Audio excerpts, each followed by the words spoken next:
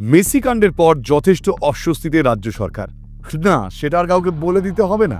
ঠিক পরের দিন যা কাণ্ড কারখানা হলো তাতেই বোঝা যাচ্ছে রাজ্য সরকার বেশ খানিকটা অস্বস্তিতে পড়েছে।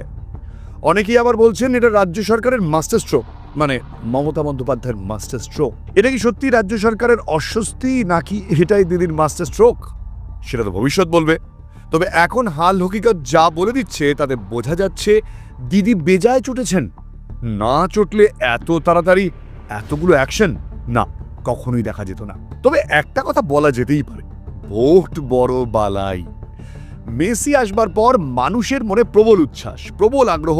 ইয়াং জেনারেশন যেভাবে মেসিকে নিয়ে উচ্ছ্বাস প্রকাশ করেছিল, আর সেই উচ্ছ্বাসকে যদি সঠিকভাবে কাজে লাগানো যেত তাহলে তো কেল্লা ফতে।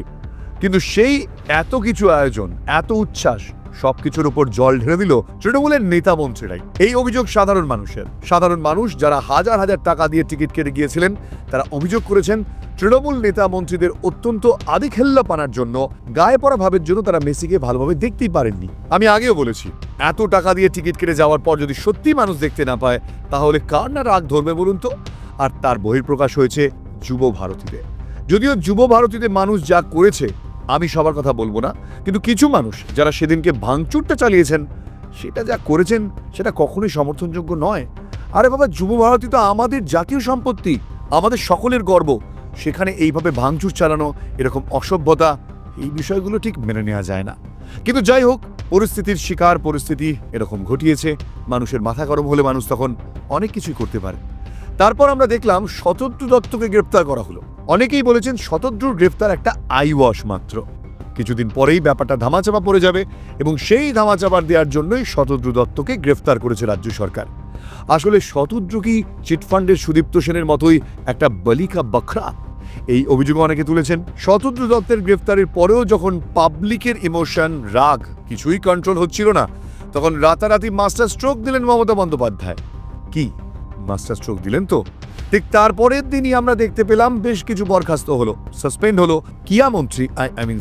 ক্রীড়ামন্ত্রী অরূপ বিশ্বাস নিজেই একটা চিঠি লিখে পদত্যাগ করবার ইচ্ছা প্রকাশ করলেন মাননীয় মুখ্যমন্ত্রী মমতা বন্দ্যোপাধ্যায়ের কাছে। যে যাই বলুন না কেন, মাননীয় মুখ্যমন্ত্রী যে বেজায় চটেছেন এতে কোনো সন্দেহ নেই।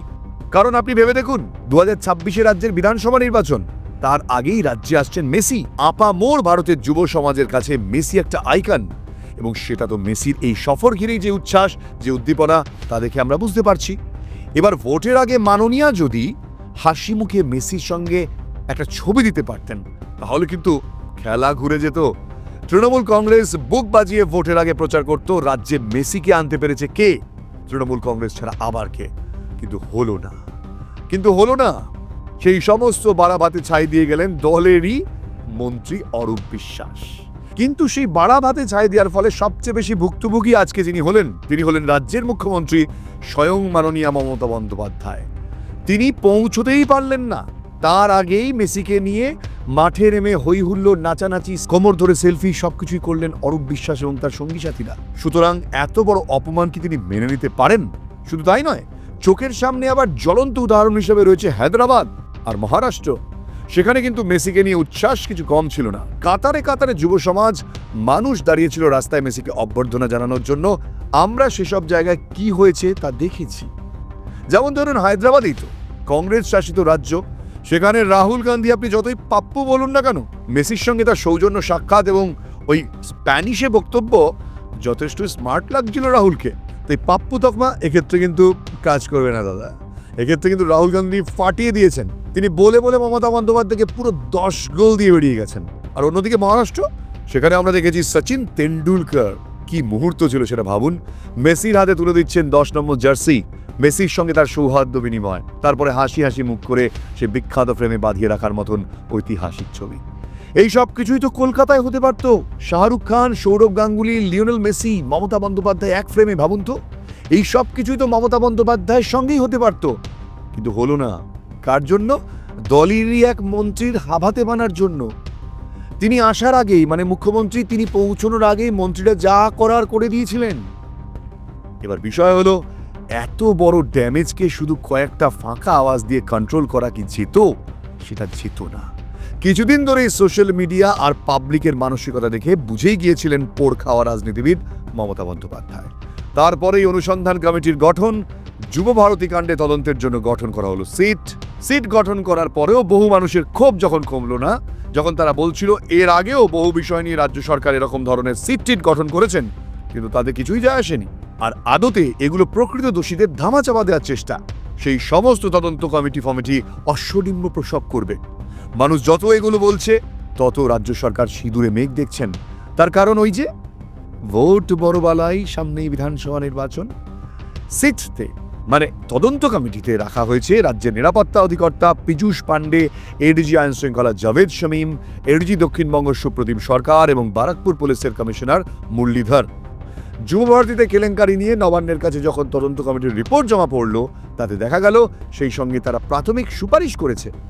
সেখানে তারা বলেছে যে নিরপেক্ষ তদন্তের স্বার্থে অনেককে জেরা করার সুযোগ করে দেওয়া হোক।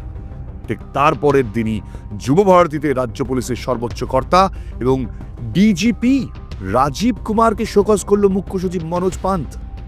এখানেই থেমে থাকলো না, বিধাননগরের পুলিশ কমিশনার মুকেশ কুমারকেও শোকজ করা হয়েছে। কারণ যুবভারতীতে মেসির অনুষ্ঠানে কেন বিশৃঙ্খলা তৈরি হয়েছিল তার জবাব 24 ঘন্টার মধ্যে দিতে হবে তাদেরকে। সন্ধ্যায় সাংবাদিকদের প্রশ্নের উত্তরে মুকেশ কুমার জানিয়েছেন তিনি তখনও শোকজের চিঠি হাতে পাননি, পেলে জবাব দেবেন। এভাবেই তিনি সাংবাদিকরা যখন তাকে প্রশ্ন করেন সযত্নে সেটা এড়িয়ে গিয়েছিলেন। আনুষ্ঠানিক গাফিলতি যে ছিল সেটা তো সবার সামনে স্পষ্ট হয়ে গিয়েছে। এর আগের ভিডিওতে আমি বলেছি যে যুবভারতীতে জলের বোতল ঢোকা সম্ভব নয়, কারণ জলের বোতল ভেতরে অ্যালাউডই নয়। এমনকি যেদিনকে মেসি আসবেন তার আগের দিন বিধাননগরের পুলিশের ডিসি রীতিমতন প্রেস কনফারেন্স করে সে কথা বলেও দিয়েছিলেন ভেতরে পর্যাপ্ত পরিমাণ জলের ব্যবস্থা থাকবে, সুতরাং কেউ জলের বোতল নিয়ে আসবেন না। তারপরও একটা 20 টাকার জলের বোতলের দাম ভেতরে ছিল 150 থেকে 200 টাকা। কালো বাজারি যার যেমন ইচ্ছে দামে বিক্রি করেছিল।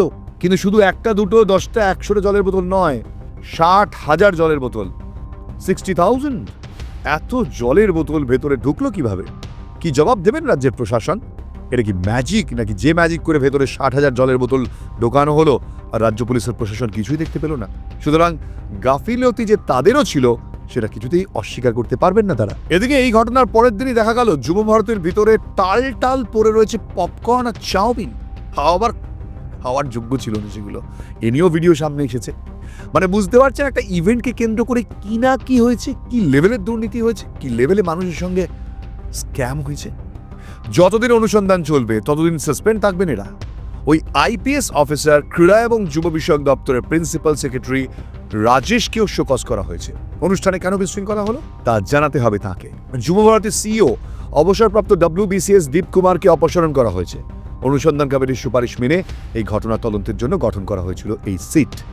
এবার সিট তো নিজেদের মতন তদন্ত করবেই, কিন্তু মন্ত্রীমশাই মানে অরূপ বিশ্বাস, তার কি হবে? তাকে ঘিরেই তো মূলত মানুষের অভিযোগ ছিল। এমনকি আমরা দেখেছি সেই দিনের চিত্র ধরা পড়েছে, ওপর থেকে ছুটে আসছে বোতল, চেয়ার আর তার সঙ্গে মানুষের মুখে সেই সুমিষ্ট বচন। সেখানে যে ধরনের অপ্রীতিকর ভাষার ব্যবহার করা হয়েছে অরূপ বিশ্বাসকে কেন্দ্র করে, এর কিছুই চোখ এড়িয়ে যায়নি মমতা বন্দ্যোপাধ্যায়। মমতা বন্দ্যোপাধ্যায় মাঠে ঢোকার আগেই রাজ্যের মন্ত্রী মেসিকে নিয়ে মাঠে নেমে পড়েছিলেন। অনেকেই তার পরের দিন তৃণমূলের হয়ে ফিল্ডিং করে সমস্ত দোষ নন্দ ঘোষ এই স্টাইলে শতদ্রু দত্তের ওপর চাপাতে চেয়েছেন।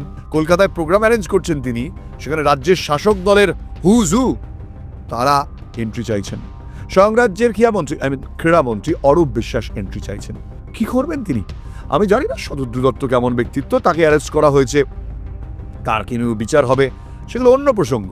কিন্তু আমরা দেখেছি শতদ্রু দত্তকে সৃঞ্জয় থেকে শুরু করে দেবাশিস তাদের ধাক্কা মেরে সরিয়ে দিতে, মানে আনকন্ট্রোলেবল। ওই যে বললাম শতদ্রু দত্তের ঘাড়ে কটা মাথা যে রাজ্যের ক্রীড়ামন্ত্রীকে না করে দেবেন, রাজ্যের শাসক দলের ঘনিষ্ঠ বড় বড় নেতাদের তিনি না করবেন। এত বড় বুকের পাটা দেখানোর সাহস রাজ্যের বড় বড় আইপিএস অফিসাররাও পাচ্ছেন না, আর কোথাকারকে মামুলি শতদ্রু দত্ত। সেই জন্যই সেই বিরল চিত্র আমরা দেখতে পেলাম মেসির কোমর জড়িয়ে রাজ্যের ক্রীড়ামন্ত্রী অরূপ বিশ্বাস সেলফি তুললেন। প্রোটোকল অনুযায়ী রাজ্যের ক্রীড়ামন্ত্রী অবশ্যই ছবি তুলবেন, তিনি দেখাও করবেন, কিন্তু তার জন্য কোমর জড়িয়ে এরকম নির্লজ্জের মতন ছবি তোলা না, এটা কোনো প্রোটোকল নয়, বরং এটাকে আদিখেল্লাপানা বলে, অসভ্যতা। কলকাতার মেসির সঙ্গে যা হলো আন্তর্জাতিক সংবাদপত্র ফলাও করে তা লিখল। এমনকি আমাদের মন্ত্রী অরূপ বিশ্বাস তার কাণ্ড কারখানাও বেরিয়েছে আন্তর্জাতিক সংবাদপত্রগুলোতে। ভাবা যায়? যারা ভাবছেন এতে কলকাতার মুখ পুড়ল, আদতে তা নয়। তার কারণ আন্তর্জাতিক সংবাদপত্রে কলকাতা, ওয়েস্ট বেঙ্গল, মমতা বন্দ্যোপাধ্যায় এগুলো আলাদা করে কোনো মানে রাখে না। বিষয়টা হলো সারা ভারতের মুখ পুড়েছে শুধু কলকাতার এক মন্ত্রীর অবিবেচকের মতন কাজের জন্য। আজকে সারা ভারতের মুখ পুড়ল আন্তর্জাতিক মঞ্চে। আন্তর্জাতিক সংবাদপত্রগুলো ভারতের নিন্দা করেছে। সুতরাং বুঝতেই পারছেন পরিস্থিতিটা এত সহজ নয়। এমনকি মেসিরও মুখ পড়েছে, কারণ এটা মেসির প্রোগ্রাম ছিল। এই গোটা ঘটনায় মেসি যে ঠিক কতটা বিরক্ত তার প্রমাণ পাওয়া গেল তার ইনস্টাগ্রাম পোস্টেও। সেখানে তিনি তার ইন্ডিয়া ট্যুরের ভিডিও প্রকাশ করেছেন, কিন্তু কলকাতার মাত্র একটি ভিডিও তার মূর্তি উন্মোচনের, বাকি সব হায়দ্রাবাদ, মুম্বাইয়ের। বুঝতেই পারছেন তাহলে মেসি কতটা নিজে বিরক্ত ছিলেন এই যুব ভারতী কাণ্ডে। সেই জন্য মন্ত্রীমশাইকে মাননীয়া দিদির কাছে চিঠি লিখে ইস্তফা প্রকাশ করতে হয়েছে। ছোট্ট কয়েক লাইনের বাংলায় সেই চিঠিতে ক্রীড়ামন্ত্রী অরূপ বিশ্বাস মমতা বন্দ্যোপাধ্যায়ের কাছে পদত্যাগ করার ইচ্ছা প্রকাশ করেছেন। এখন সবাই বলছেন এটা অরূপ বিশ্বাসের ইচ্ছা নাকি মমতা বন্দ্যোপাধ্যায়ের পরিস্থিতির গুরুত্ব বুঝে অরূপ বিশ্বাসকে ধমক দিয়ে এই চিঠি লিখিয়েছেন। হতেও পারে, কারণ মমতা বন্দ্যোপাধ্যায়ের ইচ্ছা ছাড়া তৃণমূল কংগ্রেসের কিছুই হবে না। আর তিনি যদি একবার ইচ্ছা প্রকাশ করেন তাহলে অরূপ বিশ্বাস ওই রকম চিঠি দিতে বাধ্য। এখন কি হয়েছে পর্দার আড়ালে সেসব তো আমরা জানি না, কিন্তু এটুকু বোঝা যাচ্ছে যে দিদি কিন্তু বিষয়টা একেবারে ভালোভাবে নেননি। অরূপ বিশ্বাস চিঠি লিখে পদত্যাগের ইচ্ছা প্রকাশ করার পরেই সেই চিঠি গ্রহণও করেছেন মমতা বন্দ্যোপাধ্যায়, কিন্তু সমালোচনা সেখানেও পিছু ছাড়েনি। অরূপ বিশ্বাসের চিঠিতে ফানান ভুল, ক্রীড়ামন্ত্রী না লিখে ক্রীড়ামন্ত্রী, ক্রীড়ামন্ত্রী নাকি ক্রীড়া বানানি ভুল লিখেছেন। বোঝো কাণ্ড, পশ্চিমবঙ্গের একই হাল। স্বয়ং ক্রীড়ামন্ত্রী ক্রীড়া বানান ভুল লিখেছেন কিয়া। অবশ্য এখন আর কিছুতেই কিছু যায় আসে না, তার কারণ ওই যে বলেছি, মুখে একবার কালি মাখার পর আপনি আরো 10 বার সেই কালির উপর যদি কালি মাখেন তাতে আর কি যায় আসে। ওই কালির পরতটা একটু চড়া হয় মাত্র, নতুন করে আর কি কালি আপনি মাখবেন। আগেই রাজ্যের নেতা মন্ত্রীরা এত ধরনের ভুলভাল কথা বলে অলরেডি সব জায়গায় নিজেদের মুখ পুড়িয়েছেন, সেখানে ক্রীড়ামন্ত্রী নিজের ইস্তফাপত্র ক্রীড়া বানান ভুল লিখবেন, এদের নতুন করে আর পশ্চিমবঙ্গের কি মুখটা পুড়ে যাবে? তবে যারা বাংলা বাঙালি বাঁচাও আন্দোলনের নেতৃত্ব দিচ্ছিলেন তারা বাংলা ভাষার ক্রীড়া বানানটাই জানেন না। না না না, এটা ঠিক মেনে নেওয়া গেল না। যাই হোক, আমরা পশ্চিমবঙ্গে থাকি, মেনে নেওয়া না গেলেও সবকিছু আমাদের মেনে নিতেই হবে। তাই মন্ত্রীমশাইয়ের ক্রীড়া বানানো আমাদের মেনে নিতেই হলো। অরূপ বিশ্বাস ক্রীড়ামন্ত্রীর পদ ছাড়ার পরেই স্বয়ং মমতা বন্দ্যোপাধ্যায়ের ক্রীড়া দপ্তরটা নিজের দায়িত্বে নিয়ে নিয়েছেন এবং তিনি ঘোষণা করেছেন আগামী বিধানসভা নির্বাচন পর্যন্ত এই ক্রীড়া দপ্তরটা তাঁর হাতেই থাকবে। সে যাই হোক, ওনার দপ্তর উনি নিজেই রাখুন আর যার হাতেই দিন। অরূপ বিশ্বাসের যা করার সেটা তিনি কিন্তু করে দিয়ে চলে গেছেন, আর এর ফলটা এখন ভুগতে হচ্ছে শুধুমাত্র রাজ্যের শাসক দলকে নয়, আপামর পশ্চিমবঙ্গের জনগণকে, বিশেষ করে হায়দ্রাবাদ, মহারাষ্ট্র, দিল্লি এসব দেখার পর। মানে আন্তর্জাতিক মঞ্চে ভারতের মুখ পোড়ার জন্য বাঙালির আন্দোলন করতে থাকা বাঙালিদের এরকমভাবে ব্যাকফুটে যদি একবার চলে যেতে হয় তাহলে সেটা কারই বা ভালো লাগে বলুন তো? এখানেই তো আর বিষয়টা থেমে থাকেনি। রাজ্যের শাসক দলের ঘনিষ্ঠ অভিনেতা অভিনেত্রীরাও ছাড় পাননি। শুভশ্রী গাঙ্গুলি তিনি সেদিনকে উপস্থিত ছিলেন এবং তাকে ঘিরেও মানুষের ক্ষোভ সোশ্যাল মিডিয়ায় দেখা গিয়েছে। তাকে নাকি অভিনেতা বা অভিনেত্রী বলে ট্রিট না করে তৃণমূল এমএলএ রাজ চক্রবর্তীর বউ বলে সোশ্যাল মিডিয়াতে তুলোধনা করা হচ্ছে, এমনটাই অভিযোগ করেছেন তিনি। আমরা দেখেছি যে শুভশ্রী গাঙ্গুলির বিরুদ্ধে একাধিক অভিযোগ আনা হয়েছে, যদিও শুভশ্রী গাঙ্গুলি সেদিনকে এই সকল অভিযোগের পাল্টা উত্তর দিয়ে বলেছেন যে তিনি কারোর দেখার সুযোগ আটকে দেননি। তাকে আমন্ত্রণ জানানো হয়েছিল হায়াতে, তিনি গিয়েছিলেন আমন্ত্রণ রক্ষা করতে। তিনি ছবিও তুলেছেন আমন্ত্রণ রক্ষা করতেই, তারপরে যথাসময় সেখান থেকে বেরিয়ে এসেছেন। পরে তিনি মাঠে যান আমন্ত্রণ পেয়ে, কিন্তু সেখানে তিনি মাঠে প্রবেশই করতে পারেননি। কেন মানুষ শুধু শুধু তাকে দোষ চাপিয়ে দিচ্ছে? কারণ তার ছবি পরে পোস্ট হয়েছে বলে? এটা কি হতাশা নাকি রাগের বহিঃপ্রকাশ? যদিও এতদিন তিনি চুপ ছিলেন, কিন্তু সোশ্যাল মিডিয়াতে তার সন্তানদের প্রতি কটূক্তি দেখা যাচ্ছে, মেরে ফেলার হুমকি দেওয়া হচ্ছে তার 2 বাচ্চাকে। এর ফলে মা হিসাবে আর তিনি চুপ থাকতে পারেননি।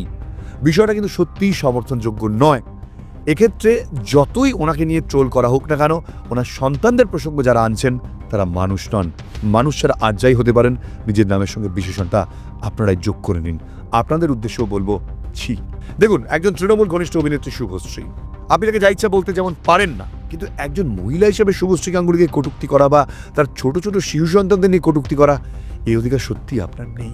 এটা কিন্তু শালীনতা নয়, এটা শালীনতার সীমা বর্জন করা। সুতরাং এই ধরনের কাজের আমরা কড়া নিন্দা করি। দেখুন, রাজনীতি অনেক ধরনের হবে, অনেক ধরনের ঘটনাও ঘটবে। তার জন্য আপনি আপনার মনুষ্যত্ব বিসর্জন দিয়ে ছোট ছোট শিশুদের কেন আক্রমণ করবেন? এই বিষয়টা কিন্তু কখনোই সমর্থনযোগ্য নয়। শুভশ্রী গাঙ্গুলি পাল্টা অভিযোগ করেছেন, শুধু আমাকে দোষ দিচ্ছেন কেন? মুম্বাইতে তো মাঠে গিয়েছিলেন করিনা কাপুর খান, তাকে নিয়েও বলুন। এমনকি দেবেন্দ্র ফডনবিস তার স্ত্রী তিনিও তো বদনাম হয়েছেন। মেসির সঙ্গে ছবি তুলে নয়, মেসির সঙ্গে চিকলেট খেতে খেতে ছবি তুলে। শুভশ্রী গাঙ্গুলি হোক বা করিনা কাপুর খান বা দেবেন্দ্র ফডনবিসের স্ত্রী অমৃতা ফডনবিস, এইসব তো সামান্য ঘটনা। কিন্তু যুব ভারতীতে যে ছবি আপনারা দেখলেন সেটা এই পশ্চিমবঙ্গের সামান্য একটা মডেল মাত্র। গোটা রাজ্য জুড়ে এটাই চলছে, আর কিছুই না। সেদিনকে যুব ভারতীতে মেসির সঙ্গে ছবি তোলার জন্য নেতা মন্ত্রীদের ঘনিষ্ঠরা মেসির সঙ্গে আঠার মতন যেভাবে লিপ্টে ছিলেন, সেই আদেখাল্লা পানার জন্য সাধারণ মানুষ টাকা দিয়েও মেসিকে দেখতে পাননি। এই কাণ্ড তো আর মহারাষ্ট্র হায়দ্রাবাদে ঘটেনি। তাই সেখানে যে যাই ছবি তুলুক না কেন সেটা মানুষের নজরে আসেনি সেভাবে। মূল ঘটনাটা হলো সম্পূর্ণ পরিকল্পনা হায়দ্রাবাদে আর মহারাষ্ট্রে যেভাবে করা হয়েছে তাদের সুষ্ঠুভাবে একটা অসাধারণ অনুষ্ঠান উপহার দেওয়া সম্ভব হয়েছে। আর সেই অনুষ্ঠান দেখার পর কলকাতা মানুষের কতটা দুঃখ, কতটা ব্যথা ছিল বলুন তো। মেসিকে হয়তো লাইফ টাইমে একবারই তারা দেখতে পাবেন, কিন্তু তারপরে যা ঘটনা ঘটলো, শুধু পয়সাই যায়নি, মান ইজ্জতও গিয়েছে। এখানে সুযোগ দেওয়া যেত প্রাক্তন ফুটবলারদের, এখানে সুযোগ দেওয়া যেত বাংলার নতুন প্লেয়ারদের। মেসির সঙ্গে তারা ফুটবল খেলছেন, কি দৃশ্যটাই হতো বলুন তো। না, সেসব কিছুই সম্ভব হয়নি। সুতরাং কলকাতা মেনে নেওয়া ছাড়া কোনো জায়গা নেই। কিন্তু মানুষের ক্ষোভ তো থাকবেই, আর সেই ক্ষোভ বুঝতে পেরেই মমতা বন্দ্যোপাধ্যায় সেই ক্ষোভকে প্রশমিত করার জন্য বা নেভানোর জন্য আগুনকে এই ধরনের সিদ্ধান্ত নিতে বাধ্য হলেন। এই যে বিভিন্ন ধরনের শোকজ, রাজ্যের মন্ত্রীর নিজেই ইস্তফার ইচ্ছা প্রকাশ, এইসব আর কি। কিন্তু ওই সব করেও কি ড্যামেজ কন্ট্রোল করা যাবে? অনেকে বলছেন না, যেভাবে মুখ পুড়েছে তাদের ড্যামেজ কন্ট্রোল নইব চ। অনেকে আবার বলছেন মমতা বন্দ্যোপাধ্যায়ের মাস্টার স্ট্রোক দিলেন, যেভাবে তিনি ওই ঘটনা ঘটার কিছুক্ষণের মধ্যেই একেবারে কুইক অ্যাকশন নিয়ে নিয়েছেন।